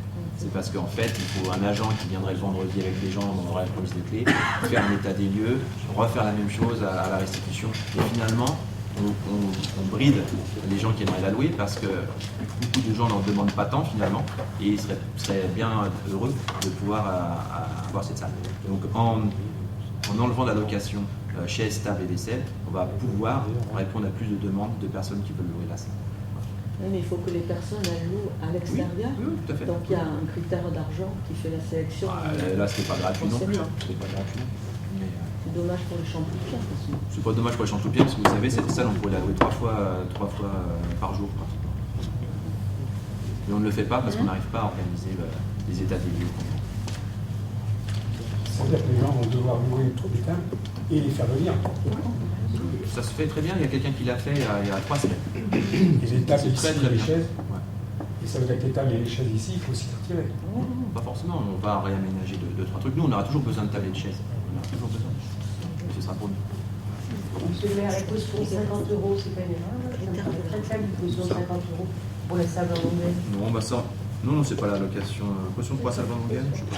Caution 50 €. C'est pas Oui, plus c'est 500. Oui, c'est 500 Non, euros. ça a toujours été 50. T'as bien Donc un 500. zéro. Ça a toujours été 50. Ça a toujours été 50, mais c'est pas normal. C'est une caution C'est de pas 50. normal, oui, c'est une caution de Ça a aucun 50, c'est sens. rien, mais Ça veut rien dire. dans les autres, Mais 500 euros. si tu ressors les anciennes, c'est toujours 50 €. Oui, c'est vrai que c'est Non, pas oui, c'est magnifique. ça. Ouais, c'est pas des questions de 50 euros. C'est pas des questions de 50 euros. D'accord, vous prenez note, on raye 50 et on met 500 à la Vous place. n'avez pas des questions de 50 euros. C'est les mêmes tarifs et j'ai vérifié, ils n'ont pas changé. La caution. Ah, la caution, mais pas 50. Oui, on vient de changer le montant de la caution. Parce que 50, ça ou rien, c'est pareil. Mais on prend 500. Ah, 500, ça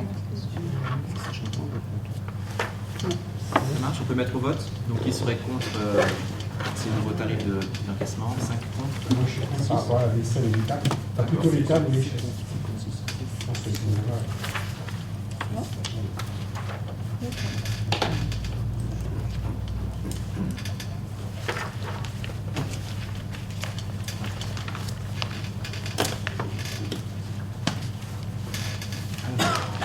Point suivant, approbation du règlement du cimetière. Alors le règlement du cimetière, il est surtout destiné aux pompes funèbres. Donc là, on a profité de l'extension, des nouveaux modes aussi coordination pour mettre à jour le règlement qui vous a été transmis pendant la convocation. Est-ce qu'il y a des questions sur ce règlement? Il ne change pas beaucoup par rapport au précédent. Il y a surtout le mérite de mettre les choses au clair vis-à-vis des pompes funèbres. Parce qu'il y a eu un petit peu enfin, les pompes funèbres prennent un petit peu de liberté.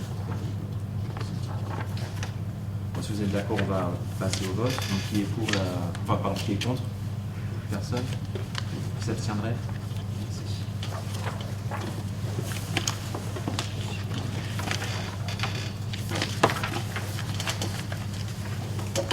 Ensuite, autorisation donnée au maire de signer une convention avec SOS Médecins. Alors, quand une personne décède et est trouvée morte à son domicile, c'est le maire qui est chargé, c'est le maire qui est chargé.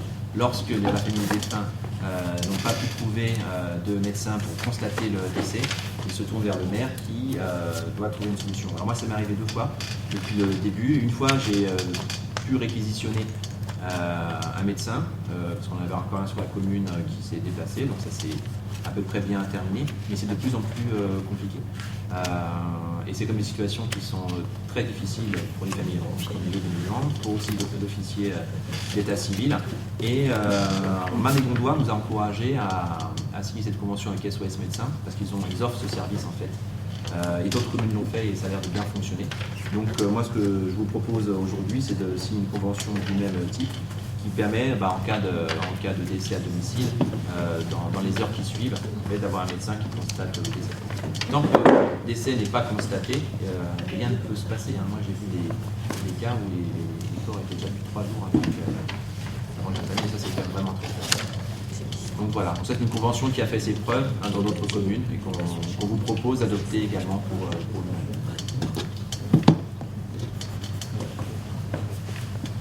On passe au... Vous avez des questions, monsieur? Non, on est sur une logique pratico-pratique, donc voilà, vraiment, on écoutait vos arguments. Oui. Oh, il n'y a pas vraiment d'argument, c'est juste, au lieu de... Avant, dans un monde parfait, on téléphone au médecin, il vient, il fait le constat. Voilà. Dans un monde pas parfait, le médecin ne vient pas. Donc le maire prend un arrêté de réquisition. Il y a effectivement une pénurie de... Non, les pompiers ne le font plus, le SAMU ne le fait plus. Et la police n'intervient que lorsqu'il y a un doute sur la cause. Voilà. Donc c'est pour ça que ça sort le spectre se resserre beaucoup. C'est vrai qu'il y a quand même une pénurie, malheureusement, il y a une pénurie de médecins sur notre collectivité. Non, je ne blâme pas les médecins. C'est quand même dommage par rapport... Alors, c'est pas de notre fait, c'est quand même dommage... qu'effectivement nous n'ayons plus de médecins sur Chanteloup et ça relève ce problème, justement le fait qu'on fasse appel à SOS Médecins relève ce problème dramatique pour nos concitoyens. Mais on en a 2 même, mais c'est pas ça le problème, c'est que le médecin faut qu'il soit disponible et puis voilà, les médecins ils ont leur vie maintenant, c'est plus les médecins de campagne comme on a connu. 2 médecins pour le nombre d'habitants c'est complexe aujourd'hui, notamment parce qu'on a des populations jeunes avec des petits-enfants et puis voilà, c'est un manque. La Seine-et-Marne, c'est le premier désert médical de France. On l'oublie. C'est pour ça que c'est un peu dramatique, mais c'est la faute de personne en soi, je précise bien. Donc on va profiter de cette convention pour en tout cas faire face aux situations qui sont très dures pour les familles et toutes les personnes qui sont intervenues. On n'a pas voté encore. Qui serait contre cette convention? Non, qui s'abstiendrait?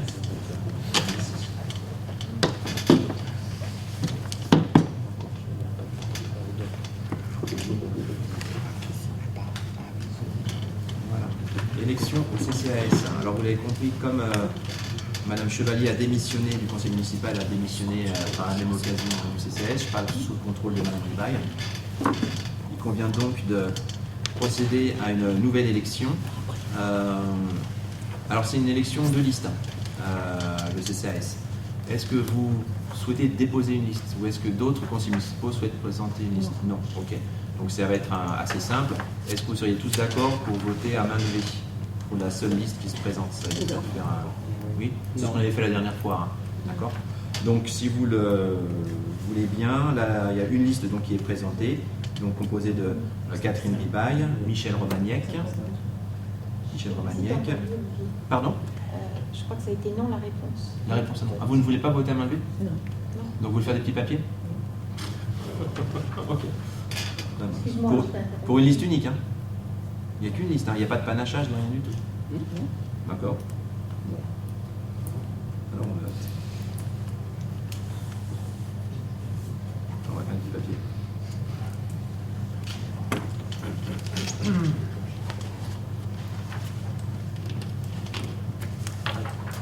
Alors je suspends le conseil municipal et puis je vais chercher les papiers.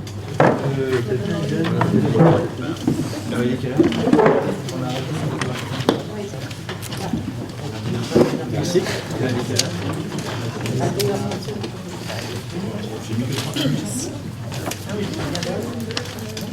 Allez, 21h35, je rouvre le conseil municipal.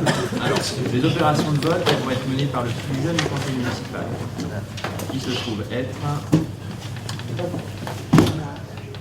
Ah, bah c'est Anaïs. Mathilde n'est pas présente. Donc, écoutez-moi, il y a une liste unique qui se présente, la liste qui va s'appeler liste 1, qui est composée de Catherine Ribaille, Michel Romagnac, Virginie Riora et Alexandre Bouzet. On propose à l'occasion de l'élection de nommer aussi une suppléante, Karine Lorteau, qui permettra de faire des remplacements et de ne pas avoir peut-être à revoter des noms. Donc c'est ça la liste 1. Donc Anaïs Rouen, vous allez inscrire sur votre petit bulletin la liste que vous...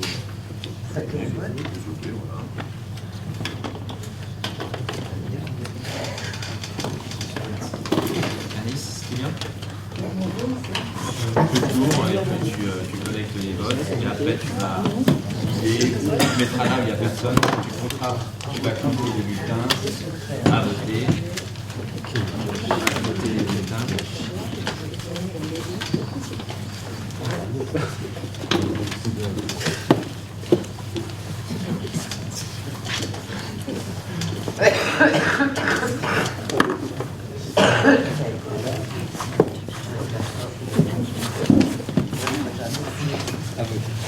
À voter.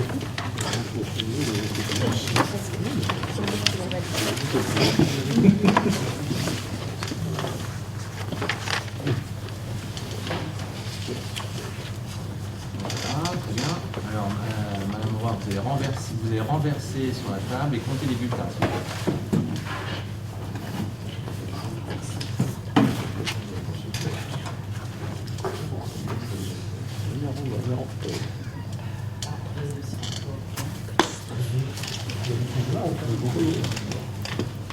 Ouais, mais les pouvoirs... Ouais, on va faire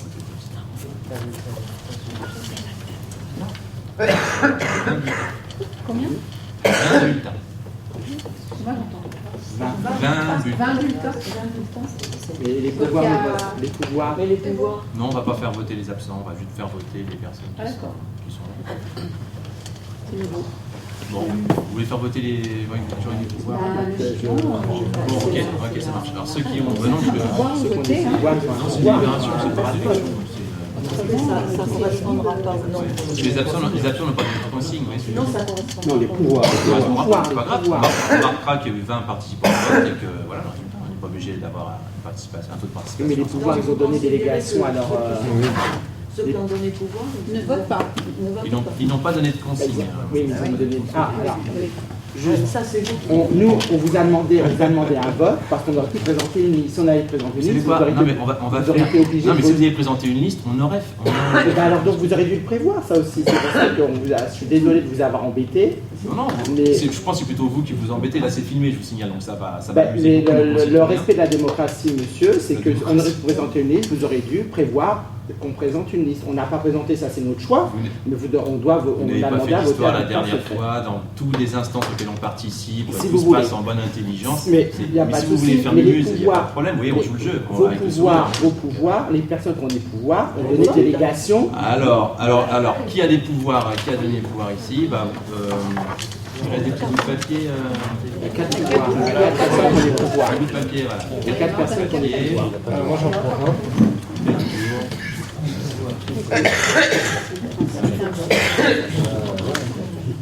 C'est pour mon pouvoir.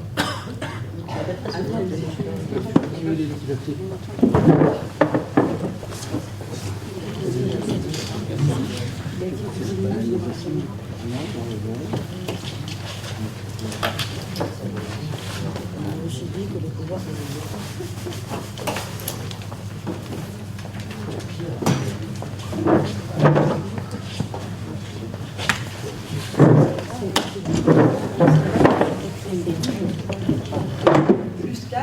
Tout le monde est d'accord comme ça? Vide et puis comme ça.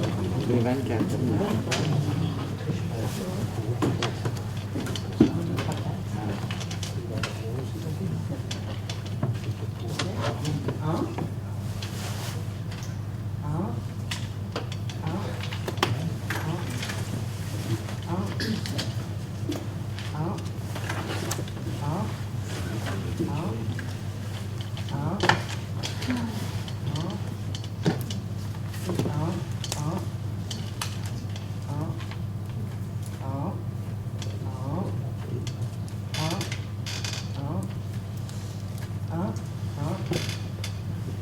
Encore un.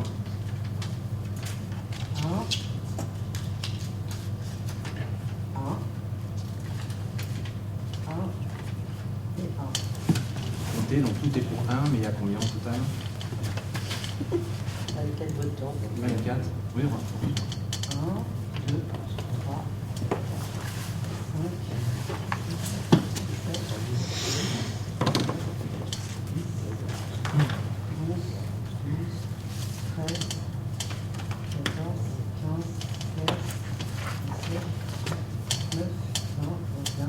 22, 23, 24. Ben, félicitations à la liste. Voilà. Intronisation. Pardon? Je disais intronisation. Intronisation.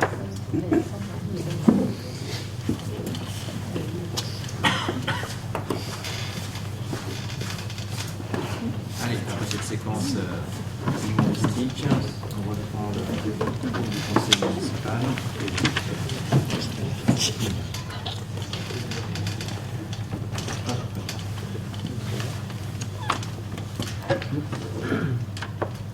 Nomination des représentants du conseil municipal au club des entreprises de Chanteloup-en-Brie.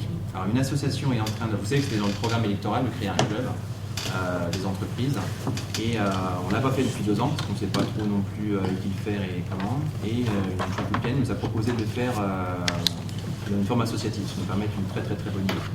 Un peu comme ce qui se fait avec l'ASC, comme c'est un objet social, on va dire, qui est d'intérêt communal. Il a été proposé que le conseil municipal désigne deux membres. Alors l'association est en cours de création, hein, donc il n'y a pas encore de statut, mais elle souhaiterait que deux conseillers municipaux soient présents à l'Assemblée générale et au conseil d'administration, de telle sorte qu'il y ait une courroie de transmission. Et ça me paraît une bonne idée. Voilà. Donc on a proposé pour représenter le conseil municipal à ce club des entreprises, ce futur club des entreprises, Madame Anaïs Roy et Monsieur Alexandre Bouzet. Pourquoi? Parce que Monsieur Bouzet, c'est un ancien de la CCI, il connaît toutes ces instances depuis très longtemps. Il saura, je pense, donner un regard un peu politique sur l'organisation, on va dire, d'un tel club. Et puis que Madame Anaïs Roy, elle est même entrepreneuse. Donc elle comprendra un petit peu les demandes et puis les choses qui sont exprimées dans ce club. Et puis elle sera aussi, en tant qu'élue, capable de recadrer peut-être des projets ou des intentions de ce club, voilà, pour que ce soit dans l'intérêt commun. Voilà. Est-ce des questions sur ce point? Qui serait... Oui. Je m'interroge sur les candidats proposés, oui. Parce que je crois que Madame Roy, elle est entrepreneur. Oui, absolument. Donc, Monsieur Bouzet elle aussi. représente la commune, mais bon, il y a quand même... Alors, vous savez, aujourd'hui, c'est difficile de trouver... Juger parti, hein. Donc... Bah, oui, mais juger parti pourquoi, en fait? C'est un club des entreprises, hein. C'est les mettre tous ensemble pour discuter, se connaître. Il n'y a pas d'enjeu financier. Le représentant de la ville, il y va pour discuter. Non, mais sur le principe, il aurait aux entreprises. Il aurait mieux valu me mettre quelqu'un d'autre juste oui, sur le quelqu'un principe. qui n'y connaît rien un peu plus, je pense que c'est pas forcément... Par exemple. Moi, c'est une question qu'on s'est posée, on se dit... Bah oui. Franchement, mais on est parti du principe qu'il fallait même envoyer dans ce club des gens qui connaissaient le monde de l'entreprise que des gens qui sont tout à fait ignorants du monde de l'entreprise. Oui, mais vous pouvez connaître le monde de l'entreprise sans que ce soit sur Chanteloup. C'est ça, oui. C'est pas Chanteloup. Oui, mais il y a quel genre de conflit d'intérêt vous verriez dans un club comme ça? C'est une association. C'est un mélange. Oui, on a des conseillers municipaux qui font du sport sur Chanteloup. Vous voyez, ils sont quand même au conseil d'administration de l'ASC, par exemple. Moi, je trouve que c'est plutôt une bonne idée d'avoir des entrepreneurs de Chanteloup qui participent. le principe, on est d'accord sur le principe de l'idée, les gens qui connaissent, bien entendu. Et encore une fois, c'est sur sa commune. Oui, mais ce que vous voulez, si on raisonne à l'inverse, ça voudrait dire envoyer au club des entreprises des élus qui ne sont pas entrepreneurs. Qui sont entrepreneurs Ça va bien se passer. On ne se donne pas les atouts, jamais. Après, l'association est en train de se monter, on va bien voir comment les choses... En plus, on ne connaît pas encore les statuts, on ne connaît pas qui sera. En tout cas, moi, il me semblait que c'était intéressant de répondre favorablement à cette demande. L'idée est intéressante, bien sûr. C'est pas l'idée qui a mis encore. On n'a rien contre Madame. Non, et je veux vous dire, c'est Madame Roy a émis exactement les mêmes réserves que vous. Que vont-ils dire si... ton message de ce débat aussi, voilà, parce que c'est vrai que je me permets double casquette. Après, comme le dit Monsieur le maire, il n'y a pas vraiment de conflit d'intérêt, parce qu'il n'y a pas vraiment non plus d'intérêt. Encore faut-il voir les statuts. Pour l'instant, nous, on est dans un vote un peu vague. Voilà. Après, ce qui peut se passer, c'est que si le conseil municipal va se saisir d'une question où il y a conflit d'intérêt, en règle générale, la personne ne participe pas au vote. Comme ça, on va souvent se retirer. Pour le monde de la ville, quand même. Alors, c'est aussi un membre, on serait des membres qui n'ont pas de pouvoir. C'est ça, c'est représentant. Vous êtes consultant c'est adhérent. Auditeur. Pour l'instant. Non, mais quand ce sera c'est adhérent. Je ne pense pas dans ce cas-là. Voilà, mais le conseil d'administration, voilà, ça c'est. La ville, elle est bien, elle est juste là présente. Oui, c'est ça. C'est consultatif. Oui, mais c'est important de voir quand même. C'est important quand même de voir comment le monde de l'entreprise, les associations, c'est bien d'avoir ce regard quand même. Parce que ça, c'est tout à fait normal. C'est bon. Ce qui est moins bien, c'est que ce soit quelqu'un qui ait une entreprise sur Chanteloup. Alors, en fait, le conflit d'intérêt, ce serait plutôt si j'étais membre du bureau de cette association et que je me retrouvais au conseil municipal à voter en faveur de l'association. Ça veut dire qu'il faudra que vous ne soyez jamais de cette association, membre du bureau. Non, du bureau, non, certainement pas. Et si jamais, je ne vois pas trop dans quelles circonstances, mais si jamais un jour, on devait voter ici, Madame Meunier, et si un jour on devait, je ne vois pas trop comment, mais imaginez que ça se passe un jour, on devait voter un jour une délibération qui touche ou le club d'entreprise ou quelque chose en racheté par Madame Roy, Monsieur Bouzet, c'est important, comme on fait dans toutes les instances. Vous avez fréquenté suffisamment d'instances pour bien voir qu'en permanence, que ce soit Palmar, tous les trucs comme ça, les gens se déportent constamment parce qu'on ne peut pas. Aujourd'hui, c'est rare de trouver des personnes qui n'aient qu'une seule casquette. Ça n'existe plus, on est tous plus ou moins entrepreneurs, artistes, élus. Je pense que pour siéger en tant que représentant du conseil municipal, c'est pas la vision forcément de l'entreprise qu'il faut, c'est plutôt la vision du conseil, de la gestion d'une ville et de la gestion des finances de la ville, etc. C'est pas du tout ça. C'est pas y aller pour défendre les intérêts de Chanteloup du conseil municipal, parce que la question ne se pose même pas. C'est comprendre ce que les gens se disent pour voir si nous, en tant que conseil municipal, on peut faire des choses pour les entreprises, les commerçants, les professions libérales, c'est surtout ça. Parce qu'on a comme des leviers pour aider Mais pour ça, il vaut mieux être ferré en gestion de la ville plutôt que gestion de l'entreprise. En fait, moi je pense que c'est l'avantage d'avoir un élu entrepreneur, c'est justement d'avoir ces deux expertises. Chacun son point de vue. Je suis fonctionnaire. On verra bien comment d'abord cette association se constitue, évolue, et puis de toute façon ça on votera régulièrement, donc on verra ça.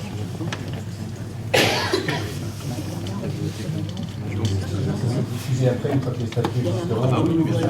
En fait, tu connais bien la mécanique. C'est intéressant de le faire maintenant. Ça permet, quand les statuts sont diffusés, d'avoir tout de suite le schéma institutionnel plutôt que de repasser derrière. Enfin bref. Donc, qui serait contre ces nominations 5 contre. 5 contre. Non, pas du tout. C'est le manque d'éléments qui me plaisent. Ah oui, moi non, mais il n'y a pas de contre. Il y a 2 contre. Mettez-vous d'accord. 2 contre, 2 contre, pardon. Qui s'abstiendrait 3 abstentions.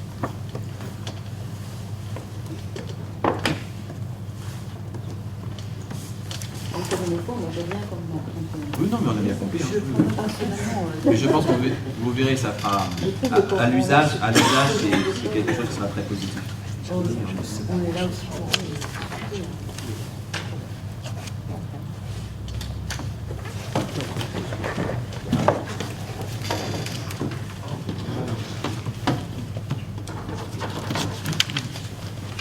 Alors, adhésion, ou plutôt prolongement d'adhésion au groupement de commandes pour l'achat d'énergie, relance du marché de fourniture de gaz 2024-2027. Donc la commune est adhérente au SDESM, qui est un syndicat du département pour l'achat groupé d'énergie. Donc ce qui est une très bonne chose, ça nous permet de ne pas se retrouver aujourd'hui face à des énergéticiens pour renouveler nos contrats d'approvisionnement. Le contrat, l'adhésion au groupement va bientôt expirer et donc nous proposons de prolonger notre participation au SDESM pour la période 2024-2027. Puisqu'on parle d'énergie, c'est pas dans le sujet de la délibération, mais je vous donne l'info comme ça. On a reçu le tarif du SDESM justement pour le gaz de 2023 et on est à 82 € du mégawatt heure. Alors, pour info, parce que ça aussi, je pense que c'est une question qui est prenante pour tout le monde, qui est même angoissante. On a commencé le gaz autour de, je parle de cette année, la dernière facture, donc qui correspond à la fin 2021, autour de 12 € mégawatt heure. C'est monté très fort à partir du mois du printemps. On est arrivé très vite à 60-70 et la dernière facture était sur une base de 90 € mégawatt. Donc là, on voit qu'il y a comme une légère décrue qui s'amorce, mais on est encore sur des niveaux très très très hauts. Et pour l'électricité, alors c'est aussi, on passe aussi par le SDESM, mais c'est pas le même fournisseur. On a Total Energy pour l'électricité et puis on a SAL pour le gaz. J'ai regardé parce que il faut regarder sur des mois glissants. En fait, pour faire simple, sur les 12 derniers mois comparé aux 12 précédents, on fait plus 100% sur le gaz et plus 66% sur l'électricité. Pardon ? Il va y avoir des ateliers. Ben, on l'espère. On nous a promis, on espère qu'il y aura des ateliers. En tout cas, ça, c'est des choses qui sont couvertes par notre budget. Ça, faut le savoir. Parce qu'encore une fois, on avait quand même un petit peu pris nos précautions. Et puis aussi parce qu'on a la chance, grâce au SDESM, d'avoir un décalage dans le règlement de facture. C'est-à-dire qu'en fait, nous, on paye 2022. On n'a pas encore fini de payer 2022. Donc, on n'a pas pris la hausse comme ça brutalement. On a eu le temps de s'ajuster. C'est pour ça qu'au budget, on avait quand même déjà un petit peu anticipé. En sachant qu'on savait déjà qu'on ne payait pas le vrai prix depuis les 6 premiers mois de l'année. On va malgré tout, on en reparlera au DOB, bien évidemment. Oui, bien sûr. Évidemment, il y a la loi de finances rectificative de 2022 qui a été votée au mois de juillet, qui prévoit un dispositif qui s'appelle le filet de sécurité énergie. Donc, les communes peuvent bénéficier de cette aide à condition d'être éligibles. Donc, il y a un certain nombre de critères notamment importants qui concernent en fait une notion qui s'appelle l'autofinancement brut, qui doit baisser de 25%. Par rapport à l'année précédente. Par rapport à l'année précédente, pour pouvoir rentrer, ça c'est un des critères, mais c'est le critère majeur qui est discriminant, donc, qui va exclure pas mal de communes de ce dispositif. Et ensuite, voilà, donc il faut d'abord remplir les conditions d'éligibilité à ce filet de sécurité, et ensuite il y a des modalités de calcul, des taux qui sont à 75% normalement des bourses, etc. Voilà. Et par ailleurs, dans ce dispositif, qui est applicable pour 2022, d'ailleurs, il y a même une possibilité de bénéficier d'un acompte de 30% si, en prospective, on pense être éligible au dispositif. Ça, c'est attention, parce qu'en fait, on a reçu un courrier, justement, qui est une très belle lettre nous expliquant qu'on allait être aidé. Et c'est vrai que quand on regarde les deux critères qui sont cumulatifs d'aide, a priori, on n'est pas dedans. C'est-à-dire qu'en fait, et c'est ça le paradoxe, c'est qu'on a quand même bien géré la commune et nos capacités d'autofinancement ne sont pas en baisse, ne vont pas être en baisse cette année. C'est-à-dire qu'on va souffrir de la sécurité d'énergie, bien évidemment, mais au global, d'un point de vue comptable, Chanteloup-en-Brie ne donne pas l'apparence d'une ville qui a souffert économiquement de la hausse d'énergie. Alors qu'en fait, une grande partie de nos ressources sont passées dedans. C'est parce qu'on a fait des économies par ailleurs. Et On va bien voir ce que donne le CA, mais moi quand j'ai regardé la lettre, j'ai un petit peu haussé les sourcils, j'ai fait mes calculs et a priori on ne serait pas éligible. Voilà. Oui, en fait le dispositif de toute façon est conçu à la base pour que ça ne coûte pas trop cher à l'État, parce que derrière c'est l'État qui finance. Donc en fait le dispositif il existe, mais en fait un certain nombre de communes qui supportent néanmoins la hausse du coût de l'énergie seront exclues donc de cette aide. Et donc ce dispositif a été donc reconduit avec quelques modifications dans les conditions d'éligibilité au niveau de la loi dans le projet de loi de finances 2023. Voilà, donc parce que évidemment cette inflation sur l'énergie pèse sur 2022, mais la situation va sans doute être voire pire sur 2023. Voilà, donc c'est vrai qu'il y a quelque chose qui existe, mais voilà, mais c'est très exclusif de beaucoup de collectivités. Le filet de sécurité pour 2023 couvrira aussi les surcoûts liés au prix de l'eau. C'est noté. Oui, il y a une partie. Il reste l'application, le décret d'application, mais c'est voté. Voilà. Et aussi, il y a un autre volet sur l'électricité.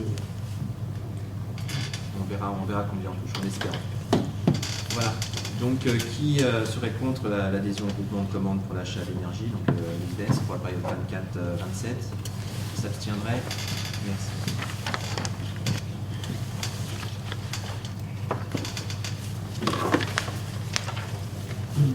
Et enfin, dernière délibération sur l'adhésion à ID 77.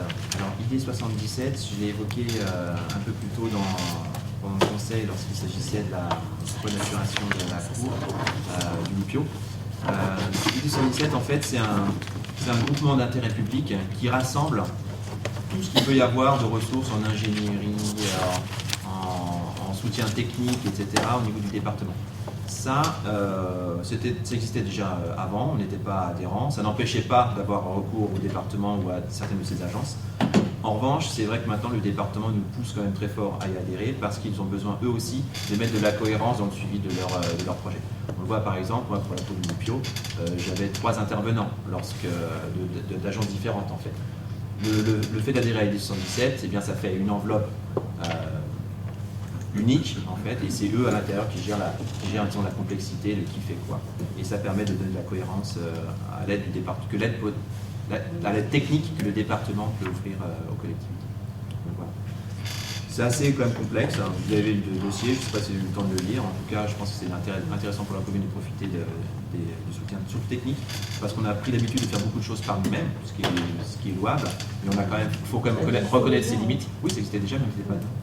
Enfin, on pouvait déjà faire appel à la CAUE, ce genre de choses, mais là, ça permet de faire appel à toutes les agences du département, et c'est ID 77 qui va gérer cette complexité, qui va nous dépêcher les bonnes personnes, les bonnes agences, etc. Ça nous fait un interlocuteur unique.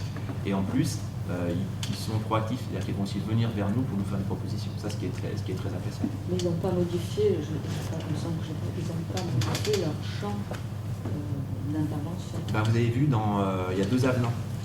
Deux avenants donc oui, le champ modifié. En tout cas, je pense qu'il y a un vrai intérêt à la commune, un petit peu à professionnaliser le montage de ces projets d'investissement. D'ailleurs, je veux dire que les gens du département sont vraiment disponibles et très. Est-ce que quelqu'un a de la participation de la commune sur le plan financier à ID 77 oui, par exemple, oui, c'est gratuit.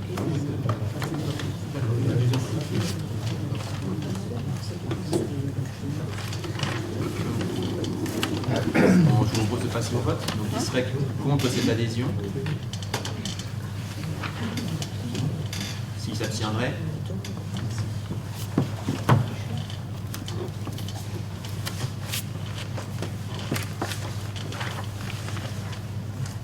Information sur les décisions du maire. Alors vous avez la décision la décision, c'est tout ce que le maire décide dans le cadre des délégations municipales. Y a-t-il des questions? Parce qu'il y en a quand même pas mal. Vous avez des décisions qui... Location, c'est quoi location? Le Nissan. C'est le minivan, le véhicule à 7 places. Voilà. Okay. Alors effectivement, c'est un véhicule qu'on a depuis janvier, je crois, Ok. un décalage dans la date, mais on n'a pas reçu le contrat en fait en bonne et due forme tout de suite, donc on a fait la décision qu'au bout du contrat. Donc c'est pour ça que la location a commencé en janvier. C'est le bus qu'on utilise pour emmener les seniors au marché ou assister les seniors, et puis pendant les vacances, c'est le centre de loisirs qui l'utilise pour des sorties.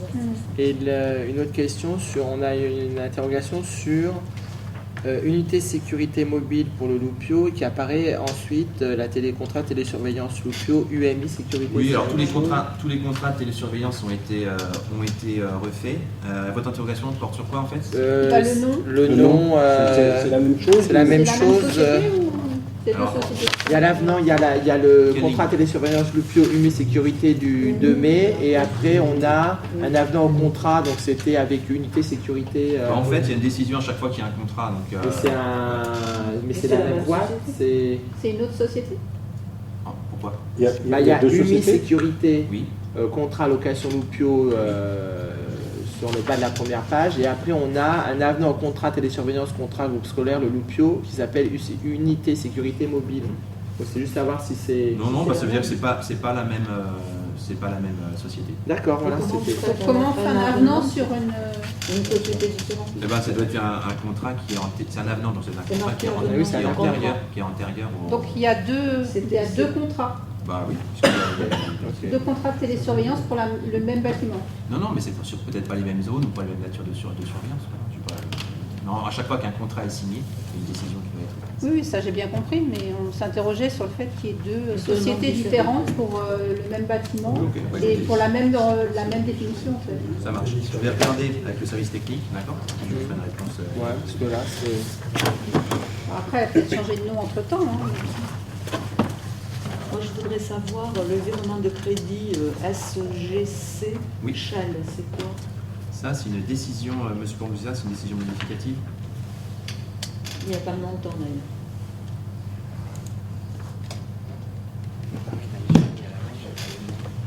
Ça, c'est quoi ça? C'est une décision du maire. Décision du maire en fait sur des chapitres dépenses imprévues. Il n'y a pas le montant. Non, le montant. Et puis c'est marqué SGC. C'est la 07048. C'est sans doute en fait une insuffisance sur un chapitre budgétaire, en l'occurrence le chapitre 21, qui a été signalé en fait par le service de gestion comptable. C'est-à-dire c'est Shell. La trésorerie se trouve maintenant à Shell. La trésorerie se trouve maintenant à Shell. Et ça s'appelle SGC. Oui, il faut rajouter le montant. Oui, le montant évidemment reste à rajouter. Je le communiquerai, je le mettrai au PV. Ah, vous savez pas le montant, vous n'avez pas le. Non, mais là j'ai pas le. Et la dérogation des dépassements des heures supplémentaires, c'est combien le montant supplémentaire? Alors, ils ont les contractuels pour l'été, ils ont le droit de faire 47 heures par semaine. 47. D'accord. Merci. On a terminé.